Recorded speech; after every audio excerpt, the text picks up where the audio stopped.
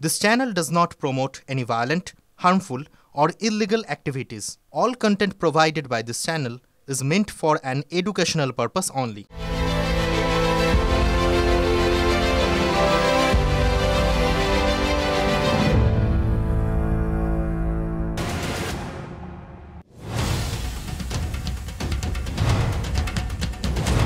শীতের সন্ধে দ্বিতীয় হুগলি সেতুতে উত্তাপ, দুই নেতার বাগযুদ্ধে।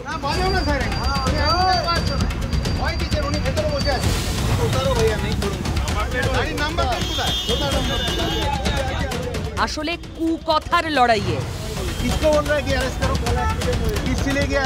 বাবুল সুপ্রিয়, অভিজিৎ গাঙ্গুলি প্রথমজন তৃণমূল সরকারের মন্ত্রী আর দ্বিতীয়জন বিজেপির সাংসদ, একসময়ের সারা জাগানো বিচারপতি।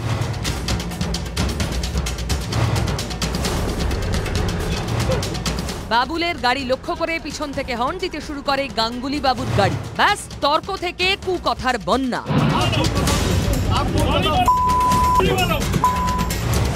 দ্বিতীয় হুগলি সেতুতে যানজট, দীর্ঘ সময় ভুগতে হয় অফিস ফেরতা নিত্য যাত্রীদের।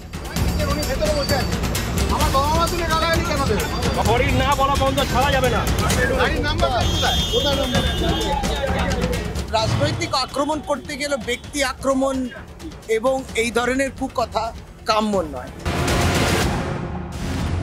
সংসদের শীতকালীন অধিবেশনে কি গরমাগর্মি! রাহুল গান্ধী নাকি মেরে রক্ত বের করে দিয়েছেন বিজেপি সাংসদের। অমিত শাহের মন্তব্যের প্রতিবাদে ধর্ণা দেওয়া নিয়ে সূত্রপাত। ব্যাস, পাল্টা মল্লিকার্জুন খাড়গেকে ধাক্কা দেওয়ার অভিযোগ আনে কংগ্রেস। আরও এক রাতের ঘটনা। গত বছরের মার্চ মাস রাজ্যের উত্তরবঙ্গ উন্নয়ন মন্ত্রী উদয়ন গুহের জন্মদিন পালন চলছিল। সেই পথ ধরেই ছুটছিল তৎকালীন বিজেপি সাংসদ নিশীথ প্রামাণিকের কনভয়। দুই হেভিওয়েটই একে অন্যের বিরুদ্ধে অভিযোগ এনে রাস্তায় প্রকাশ্যে মারামারি হাতাহাতিতে জড়িয়েছিলেন। আর পাবলিক হাঁ করে দেখেছিল। নেতারা লড়ে, জনতা মরে। নেতায় নেতায় যুদ্ধ, আর ভোটারদের অবস্থাটা ভাবুন। এক মন্ত্রী আর এক এমপি ঝগড়া করছেন। দ্বিতীয় হুগলি সেতুতে থমকে গেছে গাড়ি চলাচল। মন্ত্রী শশী পাঁজার কথাতেই স্পষ্ট তাদের মুখ দিয়ে কেমন ভাষা বেরোচ্ছিল। আর কত রঙ্গ যে দেখতে হবে বঙ্গদেশের রাজনীতিতে, এই দেখুন না রাজ্যের গ্রন্থাগার মন্ত্রী সিদ্দিকুল্লাহ চৌধুরী বইপত্তরের চাপে কিংবা দলের ভিতরে টক্করে বেশ চুপচাপই ছিলেন। সন্দেশখালিতে ত্রাণ দিতে গিয়ে দলের লোকেদের হাতেই আক্রান্ত হয়েছিলেন। হঠাৎ গা ঝাড়া দিয়ে উঠে পড়েছেন, তারপরে আবার নেমে পড়েছেন মাঠে। জঙ্গিদের সরকার থাকলে তাই হয়তো। মুখোশ মমতা ব্যানার্জি, মুখ হচ্ছে সিদ্দিকুল্লাহ, ফিরাদ, জাভেদ। আমি বলি, শুভেন্দু অধিকারী উত্তর দিনাজপুর, মালদা, মুর্শিদাবাদে রাতের বেলায় বস্তা ভরি টাকা এনেছেন। এই সিদ্দিকুল্লাহ চৌধুরী বলছে রাত্রে রওনা হতেন, ভোরে আপনার বাড়িতে পৌঁছাতেন। এই বোমা ফাটালাম। বিরোধী দলনেতাকে তাক করে বোমা ছুড়বেন, এটা তো বোঝা গেল। কিন্তু টার্গেট যদি নবান্ন হয়? গতকাল পার্ক সার্কাসে সংখ্যালঘু বিত্ত নিগমের অনুষ্ঠানে মিলন উৎসবে সেটাই তো করলেন। এটা সত্য কথা। আমি বা আমাদের মতন বহু মানুষ এই দলের জন্য যত শ্রম দিয়েছি এবং দিচ্ছি, আমি জানি না নবান্ন তার কতটা মূল্য দিয়েছে। এত বড় কথা আমি বলে গেলাম। সিদ্দিকুল্লাহর আমি বা আমাদের মানে কি? মুসলিম ক্লিয়ার করে দিয়েছেন মন্ত্রী নিজেই। অবদান আছে আমাদের। সংখ্যালঘুদের মধ্যে মুসলমান হলো সংখ্যাগুরু। পশ্চিমবাংলায় 3টি পিলারের উপর দাঁড়িয়ে আছে 11 কোটি মানুষ। ওয়ান অফ দ্য মুসলিম, একটা মুসলমান খুঁটি। আমাদের ব্যথা বেদনা বুঝবার সময় এসেছে। মুসলমানদের ব্যথা বেদনা বোঝার সময় এসেছে। নবান্নকে বলছেন রাজ্যের মন্ত্রী, মানে নবান্ন প্রশাসনের হেডকোয়ার্টার, মানে রাজ্যের মুখ্যমন্ত্রী মমতা ব্যানার্জি। তার চালিত সরকারে মুসলমানদের ব্যথা বেদনা বোঝা হয় না, অথচ এটাই তো কোর ভোট ব্যাংক। বিরোধীরা তো বলে মুসলিম ভোটের জোরেই ভোটের পর ভোট পার পেয়ে যাচ্ছে তৃণমূল। ঠারে ঠোরে মুখ্যমন্ত্রীও এ কথা অস্বীকার করেন না, বরং মেনে নেন। আর মুসলিম মন্ত্রী কিনা বলছেন মুসলমানদের ব্যথা বেদনা বোঝার সময় এবার এসেছে। বার্গেনিং পাওয়ার চলছে যে আমাদেরকে দেখো, কিন্তু আমরা সংখ্যালঘু, খাতির করো নাহলে আমরা বওয়াল করে দেবো। এটা একটা জুজু দেখাচ্ছে। সিপিএম জমানায় যতটা খারাপ অবস্থায় ছিল তার থেকে এখন অনেক ভালো আছেন। এটা তো ঘটনা, মুখ্যমন্ত্রী এদেরকে চাকরি বাকরি দেয়নি, কিন্তু তেল এদেরকে প্রচুর দিয়ে গেছে, কিন্তু তবু এরা কেউ সন্তুষ্ট না। তবু এরা নবান্নের দিকে আঙুল তুলতে বিন্দুমাত্র দ্বিধা করে। মাননীয় মন্ত্রী আমার মনে হয় তার হয়তো, আমি তো বক্তব্য শুনিনি, আপনি হয়তো তার বক্তব্যটা পরিষ্কার শুনলে হয়তো তিনি কি বলতে চাইছেন তিনি আরও একটু পরিষ্কার করে নিতে পারবেন। এই ধরনের আক্ষেপ আমার মনে হয় না তার থাকবে। তিনি মাননীয় মুখ্যমন্ত্রীর সঙ্গে কথা বললেই বুঝে যাবেন যে এটা আক্ষেপের কোনো অবকাশ নেই, পরিষ্কার এখানে। আর এটা নিয়ে জলঘোলা ইত্যাদি করা উচিত। জলঘোলা কি আমরা যেচে করছি না আমাদের ইচ্ছে আছে বলুন? যদি রাজ্যের মন্ত্রী কথা বলেন তো আমরা কি করব? ওই যে শুরুতেই বললাম, নেতা লড়ে আর জনতা মরে। নেতা বলছেন নেতার উদ্দেশ্যে, জনতা এক্ষেত্রে সংখ্যালঘু ভোটার। তাদের অবস্থা বুঝতে পারছেন তো, ব্যথা বেদনা বোঝার লোক নেই নাকি? সিদ্দিকুল্লার কথা অনুযায়ী, সিদ্দিকুল্লার কথায় যে দল অস্বস্তিতে পড়ে গেছে সেটা খুব স্পষ্ট। কুণাল ঘোষ, শশী পাঁজাদের সাফাই দেওয়ার ঢঙে। কেউ বলছেন মুখ্যমন্ত্রীর সঙ্গে কথা বলতে, কেউ বলছেন জলঘোলা না করতে। তাতে বিরোধীরা মুখে লুকোপ্লাস্ট লাগিয়ে নেবে? হয় কখনো? 12 বছর পরে 13 বছর পরে বাংলার মুসলমান সমাজ বুঝছে তারা প্রতারিত। আজকে যখন সংখ্যালঘু মানুষ এই প্রতারণার ফলে আজকে মুখ খুলছেন, এরা বুঝতে পারছে যে আমাদের মৌরসিপাটটা এবার আলগা হয়ে যাবে। এখন একটুখানি 2-4টে কথা বলছেন, বলে আবার সামনে 1 বছর পরে বিধানসভা ভোট, মমতা বন্দ্যোপাধ্যায়ের সঙ্গে দর কষাকষি করে ডাকছেন। সাম্প্রদায়িক রাজনীতি করতে গেলে এটাই হয়, আজকে না কালকে ঘাড়ে যাবে বসবে। সিদ্দিকুল্লাহ চৌধুরী মতো লোকেরা হচ্ছে এমন, ওই কথা আছে না বাংলায়, বাঘের পিঠে চললে আর নামা যায় না।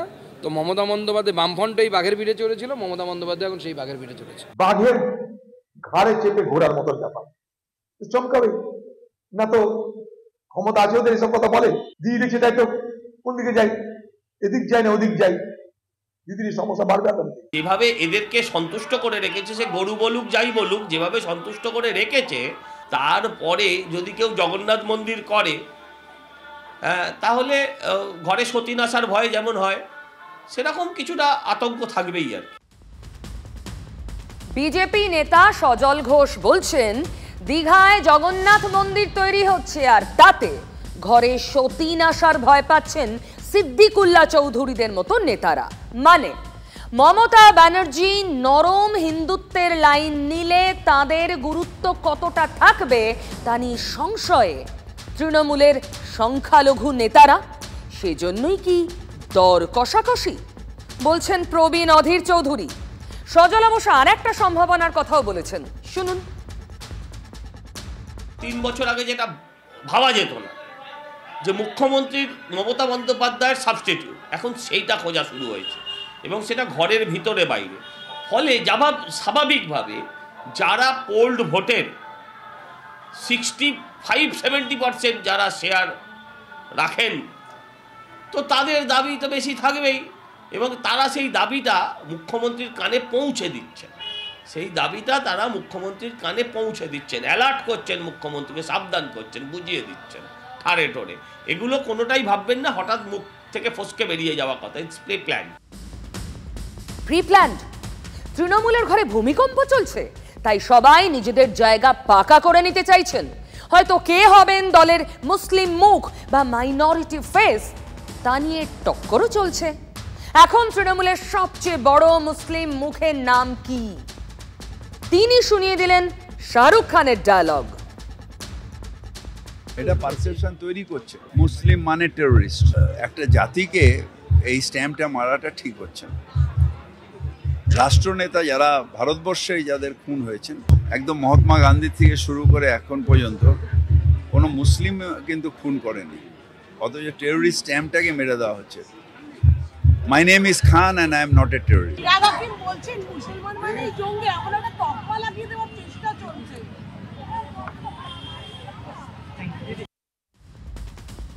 মন্ত্রিসভার নাম্বার 2 কথায় প্রতিক্রিয়া দিতে গিয়ে কথাই হারিয়ে ফেললেন আর এক মন্ত্রী। দিন কয়েক আগে প্রবীণ ববি হাকিমই দলকে চরম বিড়ম্বনায় ফেলেছিলেন। बंगाल में तो हम 33% हैं, मगर हिंदुस्तान में भी हम सिर्फ 17% है और हमें माइनॉरिटी कम्युनिटी कहा जाता है। अगर अल्लाह की रहमत है हमारे ऊपर, अगर तालीम हमारे साथ है, तो हम एक दिन मेजॉरिटी से भी मेजॉरिटी हो सकते हैं। जनाब फयाद हाकिम साहब के आरेकटू কোরআন হাদিসের মোতাবেক একটু পড়াশোনা করতে, কোন ধর্মাবলম্বী মায়েদের গর্ভে কত পার্সেন্ট আগামী 30 বছরে জন্মগ্রহণ করবে এটা আমরা কেউই জানি না, কেউই এইসবভাবে মন্তব্য করা আমাদের উচিত না। এটা সম্পূর্ণ মহান আল্লাহ তাআলার উপরে নির্ভর করে। হাতি পাকে পড়লে যেমন ব্যাঙেও লাথি মারে, চান্স পেয়ে সিনিয়র লিডার ববি হাকিমকে কোরআন হাদিস পড়ার পরামর্শ দিয়ে দিলেন ভরতপুরের এমএলএ হুমায়ুন কবির। কখনো অভিষেককে উপমুখ্যমন্ত্রী চেয়ে, কখনো মুর্শিদাবাদে বাবরি মসজিদ বানাতে চেয়ে বুঝিয়ে দিচ্ছেন তৃণমূলের মুসলিম মুখ হওয়ার দৌড়ে তিনিও আছেন, হারিয়ে যাননি। কখনো সঙ্গত করছেন ডেবরার এমএলএ হুমায়ুন কবিরও।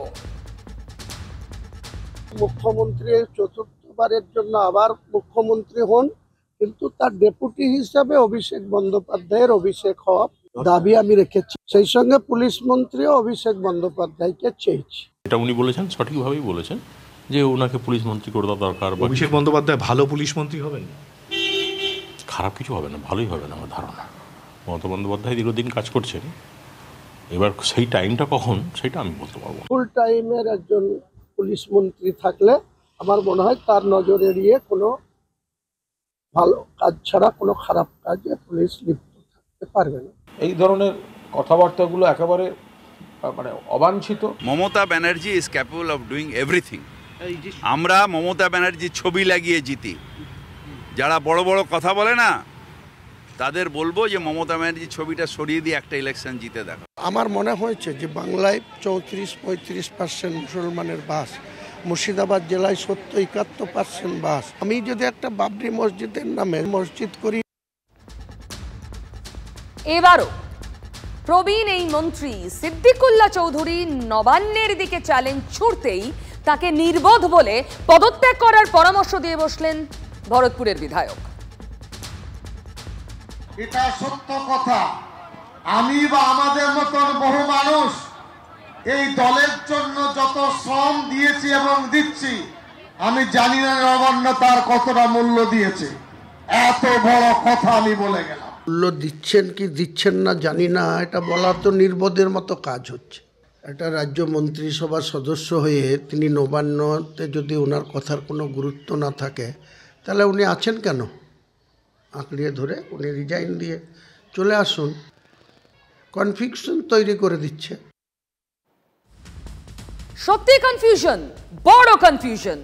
তৃণমূলের নয়নের মণি এই ভোট ব্যাংক, তাদের মুখ কে হবেন তা নিয়ে জোর প্রতিযোগিতা। যে যা পারছেন বলছেন, ভেসে থাকতে চাইছেন, যে যা পারছেন করছেন। সবাই জানেন তৃণমূলের সবচেয়ে বড় মুসলিম মুখ ফিরহাদ হাকিম, তাকেই চ্যালেঞ্জ করে বসছেন সিদ্দিকুল্লাহ চৌধুরী, ভরতপুর আর ডেবরার হুমায়ুন কবিররা। আর সেটা করতে গিয়ে ঝোলা থেকে অনেক বেড়াল লাফিয়ে লাফিয়ে বেরোচ্ছে। মুসলিমদের উন্নয়নের বেড়াল দেখুন। जो हमारे माइनॉरिटी को आगे बढ़ाना चाहते हैं और उसमें सबसे आगे अगर किसी का नाम आता है तो हमारे वजीर आला ममता बनर्जी के नाम आता है। এটা একটা জিনিস মানতে হবে যে মুসলমানদের যে এখানকার অবস্থা আর কি, মানে সোশিও ইকোনমিক অবস্থা, সেটা কিন্তু বেশ খারাপ, মানে ইন কম্পারিজন টু আদার্স। আমি এসটিদের কথা বলছি না, এসসিদের থেকেও খারাপ। My name is Khan and I am not a terrorist. মানুষ কীভাবে থাকে জানে না, মুসলমানরা কীভাবে থাকে জানেন না। সরু সরু গলি, জানলা নেই, প্রপার স্যানিটেশন নেই, টয়লেট নেই, প্রপার জলের ব্যবস্থা নেই। আমার বক্তব্য ফিরহাদ হাকিম রাজনৈতিক বা আমার থেকে বড়, আমি স্বীকার করি। কিন্তু বাংলায় মুসলিম সংগঠন জমিয়তুল উলামা হিন্দের ধারে কাছে কেউ নেই, এটাও স্বীকার করতে হবে। জনাব ফিরহাদ হাকিম সাহেবকে আরেকটু কোরআন হাদিসের মোতাবেক একটু পড়াশোনা করতে। বার্গেনিং পাওয়ার চলছে যে আমাদেরকে দেখো কিন্তু আমরা সংখ্যালঘু, খাতির করো নাহলে আমরা বওয়াল করে দেবো, এটা একটা জুজু দেখাচ্ছে। তার মানে নেতা লড়ছেন, কে মুখ হবেন, কে কাছাকাছি যাবেন, কে মুসলিম মুখ, কার মুখ বেশি নির্ভরযোগ্য।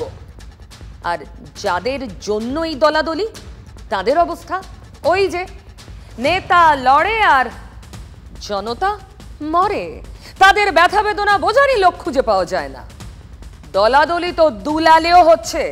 মালদার দুলাল সরকার, তৃণমূলের মালদা জেলা সহ সভাপতি, সেই খুনে অন্তর্দ্বন্দ্ব, মানে তৃণমূলেরই দুই দলের চাপানুতোর ক্রমেই স্পষ্ট হচ্ছে।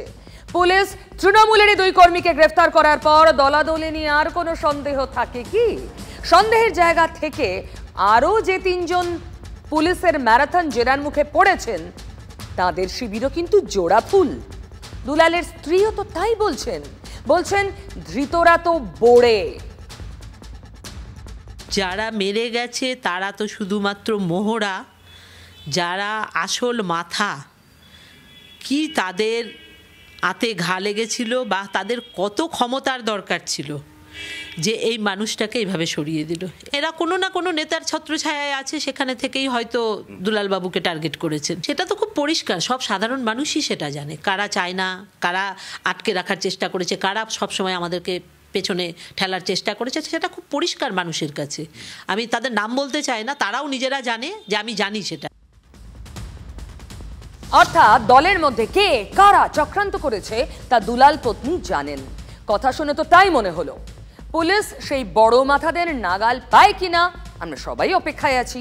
সেই বড় মাথাদের সূত্র খুঁজতেই TV9-এর প্রতিনিধি, আমার সহকর্মী, গিয়েছিলেন অমিত রজকের বাড়ি। দুলালের বাড়ি থেকে ঢিল ছুড়লে অমিতের বাড়িতে গিয়ে পড়ে। 200 মিটারও নয়, যে দুজন গ্রেফতার হয়েছে অমিত তাদের একজন। অমিত রজক ওরফে অরুণ, এখানকার স্থানীয় বাসিন্দারা তাকে কিন্তু অরুণ নামে চেনে। এরা যে ওতপ্রোতভাবে তৃণমূলের সঙ্গে জড়িত সেটা দেখাচ্ছে। বাড়ির ভেতরেই কিন্তু তৃণমূলের ফ্ল্যাগ রয়েছে। বাবলা সরকারের লোক। বাবলা সরকার। হ্যাঁ। আপনার ওখানে সবাই মানে আপনারাও যেতেন? মানে ও যেত? ওই কাজও করতে, পার্টির কাজ করতে। তো অমিত রজক পাশে যে অরুণ, অমিত রজক, জগন্নাথ রজক, ওদেরকেও কি বাবলা সরকার বসতে দিয়েছে? ওদেরকেও বাবলা সরকার বসতে দিয়েছে? ওরাকেও দিয়েছে। ওদেরকেও দিয়েছে? ওরাকেও দিয়েছে। মানে এটা রেলের জমিতে, রেলের জায়গায় এক জায়গাতেই সব আছে। আপনারা জানেন এটা জায়গাটা বেআইনি, আপনারা বসতে পারেন না, এটা জানেন? জানি, তখন মনে করেন যে বসালছে। কে বসাচ্ছে? বাবলা সরকার দিয়েছিল। ওই জন্য বাবলা সরকারের লোক আপনারা। মানে এরা বাবলা সরকারেরই লোক, মানে দুলালের লোক। রেলের জমি হলেও যে দুলাল সরকার মাথার ওপর ছাদ দিয়েছেন, তার খুনেই কিভাবে নাম জড়িয়ে গেল অমিতের? দুলাল ঘনিষ্ঠ বলেই পরিকল্পিতভাবে কাজে লাগানো হয়েছে অমিতকে। দুলালের গতিবিধি অমিতই নজরে রেখে ভাড়াটে খুনিদের জানিয়েছেন। দেখুন, দুলালের সঙ্গে কোনো রাজনৈতিক শত্রুতা দলের একজন সাধারণ কর্মীর থাকতে পারে, এটা এলাকার লোকজন বিশ্বাসই করেন না। ব্যক্তি শত্রুতার সম্ভাবনা কম। তাহলে টাকার টোপ গিলেছেন অমিত, অভিজিৎ। দুলাল বিরোধী গোষ্ঠীর ষড়যন্ত্রে পা দিয়েছেন।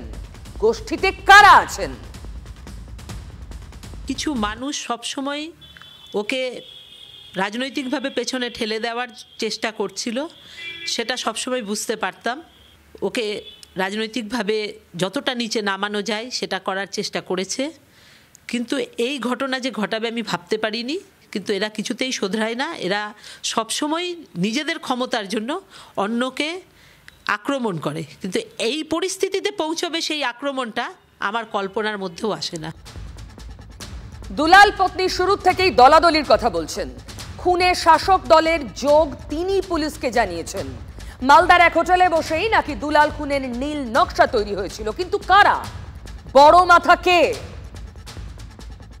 যে মালদা শহরের সদ্য গড়ে ওঠা একটি হোটেলে এই খুনের পরিকল্পনা করা হয়েছিল। এবং সেখানে এই 3 জন তৃণমূল কর্মীদের মধ্যে 1 থেকে 2 জনের থাকার সম্ভাবনাও রয়েছে। শুধু তাই নয়, সেই মিটিংয়ে যে বিহার থেকে দুষ্কৃতী 2 জন গ্রেপ্তার হয়েছে তারাও নাকি সেখানে ছিল এবং সেখানেই এই হত্যাকাণ্ডের পরিকল্পনা করা হয়। এরপরে টানা 2 সপ্তাহের বেশি সময় ধরে রেকি করা হয়, তারপরেই এই হত্যাকাণ্ড সংঘটিত হয়। কেসে ভালোই প্রোগ্রেস করেছি। আবার একজন আর অ্যাবসকন্ডিং আছে, ও কাটিয়ারের লোক আছে। পুলিশ দুটো সম্ভাবনাকে সামনে রেখেছে। এক, ক্ষমতা দখল, দুলালের স্ত্রীও তাই বলছেন, দুলালকে কোণঠাসা করার চেষ্টা।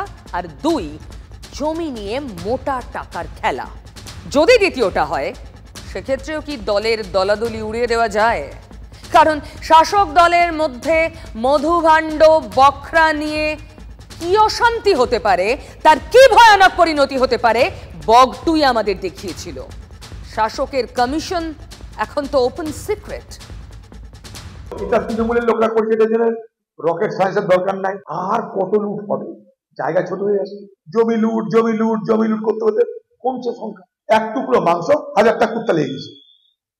এ কুত্তা ওকে কামড়াবে, ও কুত্তা ওকে কামড়াবে, কারণ মাংসের টুকরো একটা। একেবারে তৃণমূলের ভেতরে একটা ক্রিমিনাল র্যাকেটের মধ্যে যেরকম হয়, আগে আমরা হিন্দি সিনেমায় দেখতাম, এখন তৃণমূলের ভেতরে একটা মাফিয়াদের একটা কার্টেল হচ্ছে তৃণমূল কংগ্রেস। যে তৃণমূল নেতা হয়তো খুনটা করিয়েছে, সেই দেখবেন কদিন পরে দুলাল সরকারের স্মরণ সভায় মঞ্চে দাঁড়িয়ে ওর হয়ে ভাষণ দেবে। দিদিয়া কত দেবে? এগুলো মালের ভাগাভাগি নিয়ে মারামারি, কিচ্ছু না। দুলাল সরকারকে কারা আলটিমেটলি মারলো, কোথাকার বিহারের কোন গুন্ডা, তার তো আর নিজের কোনো শত্রুতা ছিল না, তাকে দিয়ে কে খুন করালো জানা যাবে না। ওগুলো কিন্তু তৃণমূলের ভেতরের পাপ, তৃণমূলের ভেতরেই থেকে যাবে। কার কি রাজনৈতিক পরিচয় এটা সেখানে বড় কথা নয়। সেই জায়গায় দাঁড়িয়ে মুখ্যমন্ত্রী কড়া বার্তা দিয়েছেন পুলিশকে। পুলিশ তদন্ত করছে, যাদের যাদের পুলিশ মনে করবে তদন্তের স্বার্থে জিজ্ঞাসাবাদ করা, গ্রেফতার করা, আইনের পথে চলবে। পুলিশ প্রশাসন ইচ্ছা করলেই বার করতে পারবে, যদি না অন্যান্য কেসের মতো এটাকে কোনোভাবে কোনো কিছুর বিনিময়ে বা কোনো ভয় দেখানোতে বা কারো পাওয়ার দিয়ে কাউকে যদি আটকে না দিতে যায়, তাহলে পরে আসল দোষী কিন্তু বেরোবে। অনেক যদি কিন্তু দুলালের স্ত্রীর মুখে। যদি পুলিশে এতই আস্থা, তাহলে নিশ্চিন্ত এভাবে বলতেন না। আমি শুরুই করেছিলাম নেতা লড়ে জনতা মরে দিয়ে। মাঝে মাঝে নেতা লড়ে নেতাও মরে, যেমন দুলাল সরকার। দলের সুপ্রিমো দুলাল খুনের পর প্রকাশ্যে জেলা পুলিশের অপদার্থতা নিয়ে প্রশ্ন তুলেছেন। সেখানে দুলাল পত্নী কোন জায়গা থেকে পুলিশ নিয়ে আত্মবিশ্বাসী হবেন? আবার যখন তিনি মনে করেছেন খুনের পিছনে একাধিক বড় মাথা, 13 বছর ধরে যে নিরাপত্তা দুলাল সরকার পাচ্ছিলেন, 21-এ কেন সেই নিরাপত্তা তুলে নেওয়া হলো? কার নির্দেশে? এখানেও 2-2 4 করছেন দুলালের পরিবার। পুলিশ কি পারে নিজের সিদ্ধান্তে দুলালের নিরাপত্তা সরিয়ে নিতে? দুলালবাবুর সিকিউরিটিটা তুলেছিল, সেটা তো নিশ্চয়ই কিছু মানুষের একটা ছিল যে সিকিউরিটিটা তুলে নিক, তাকে পলিটিক্যালি ক্ষমতা কমিয়ে দেওয়া হোক। কী ভেবে তুলেছিল, কার কথাতে তুলেছিল, কেউ সেটা তুলতে বাধ্য করেছিল নাকি, সেটাও একটা ব্যাপার আছে। কোনো পাওয়ারফুল লোক হয়তো থাকলে দুলালবাবুর এই পরিণতি হতো না। মুখ্যমন্ত্রী নাকি বলেছেন তার স্ত্রীকে, দুলালবাবুর স্ত্রীকে, যে আমি ব্যাপারটা দেখছি। ওই অভয়ার দেখার মতো আর কি। পুলিশ মন্ত্রী, মুখ্যমন্ত্রী ব্যর্থ ব্যর্থ ব্যর্থ। উনার স্ত্রীকেও বলবো আপনারও সোচ্চার হওয়া উচিত। তৃণমূলেরই নেতা বলছে 10 লক্ষ টাকা সুপারি দিয়েছে। কে দিয়েছে বলুন? কৃষ্ণেন্দু বাবু বলুন কে দিয়েছে। রাজ্য সরকার এই তদন্তটা কোর্ট মনিটরিং সিবিআইর হাতে দিক, আমি এটা দাবি করব, তাহলে সত্যিটা বেরিয়ে আসবে। দেখুন, দুলালের পরিবার শুভেন্দু বাবুর এই পরামর্শ নেবেন কিনা আমরা জানি না। কেন্দ্রীয় এজেন্সিতে দলের মতো তারও অনাস্থা, জানি না। তাই ওয়েট অ্যান্ড ওয়াচ, ধৈর্য ধরে অপেক্ষা ছাড়া উপায় নেই। দলের সুপ্রিমোর আশ্বাসই কি শেষ ভরসা? আর অগ্নিমিত্রা পালের কথাগুলো এই মুহূর্তে শুনলেন। এই যে উনি বললেন, অগ্নিমিত্রা পাল, দলের নেতা বলছেন 10 লাখ টাকা সুপারি দেওয়া হয়েছিল। উনি নাম নিলেন কৃষ্ণেন্দু নারায়ণ চৌধুরীর। মালদার দাপুটে তৃণমূল নেতা, মন্ত্রীও ছিলেন এক সময়ের। ঠিক এক কথা তৃণমূলের বিধায়কের মুখেও। শুনুন নিহার রঞ্জন ঘোষের মন্তব্য। 10 লক্ষ টাকাই দিল, এটা যখন বলছেন তাহলে কে দিল সেটাও তো জানা উচিত ছিল, তাই না? চৈতালি সে কাউন্সিলর, তার স্বামীকে হারিয়েছে, সে যেটা বলেছে নিশ্চয়ই বানানো তো কোনো গল্প বলেনি, তাহলে তার প্র্যাকটিক্যাল অভিজ্ঞতা থেকেই সে বলেছে। যদি এটা বলে থাকে, এই ধরনের ঘটনা যদি ঘটে থাকে, এটাকে আমি ধিক্কার জানাই। এর পিছনে যেই থাক না কেন, যে যত বড়ই ব্যক্তি হন না কেন, প্রভাবশালী হোক, যে কোনো ব্যক্তিই হোক, এটাকে ধরতেই হবে। আর কোনো ইঙ্গিত দেওয়া বাকি মালদার ওপরতলার তৃণমূল নেতাদের? বিধায়কের বক্তব্য তো শুনলেন, গোষ্ঠী কোন্দলের দিকে স্পষ্ট করে আঙুল। আর কিভাবে তুলবেন একজন তৃণমূল নেতা হয়ে, তৃণমূলের বিধায়ক হয়ে? এটা গোষ্ঠী দ্বন্দ্বের জের। মানে নেতারা যখন লড়ে, শুধু জনতা মরে না, নেতাও মরে। তাই সব নেতার সাবধান হওয়ার সময় এসেছে। নিজেদের লড়াইয়ে নিজেদেরই মরতে হবে না তো। লড়াই চলে, রাজনীতির লড়াই এ বঙ্গে খুব চেনা লড়াই। তবে বঙ্গের বাইরের একটা ছবি দেখাবো, সেই ছবিটাও মারাত্মক। চলুন উত্তর সিকিম। এই ঠান্ডায় উত্তর সিকিমের লাচুংয়ে সেতু ভেঙে পড়ে আছে নদীর ওপর। বেইলি ব্রিজ ভেঙে বিপর্যয়। মঙ্গনের লাচুং কাটাওয়ের মধ্যে সেতুতে ধস। বিচ্ছিন্ন যোগাযোগ ব্যবস্থা, আটকে বহু পর্যটক। দেখুন, সেতুর ওপর যাতায়াত করছিল সে সময় যে গাড়ি, সেগুলো মুখ থুবড়ে সেতুর ওপর পড়ে আছে। আর একটু এদিক ওদিক হলেই গিয়ে পড়বে সোজা জলে। ভয়ঙ্কর সে ছবি দিনভর আমরা দেখেছি। শীতে অনেকেই এখন ঠান্ডার জায়গায় বেড়াতে যান। পর্যটকদের জন্য এ মারাত্মক অভিজ্ঞতা এবং অবশ্যই আশঙ্কারও বটে। উত্তর সিকিমে ধস প্রত্যেক শীতের সময় নতুন কিছু নয়, কিন্তু এই ছবি হাড় হিম করা।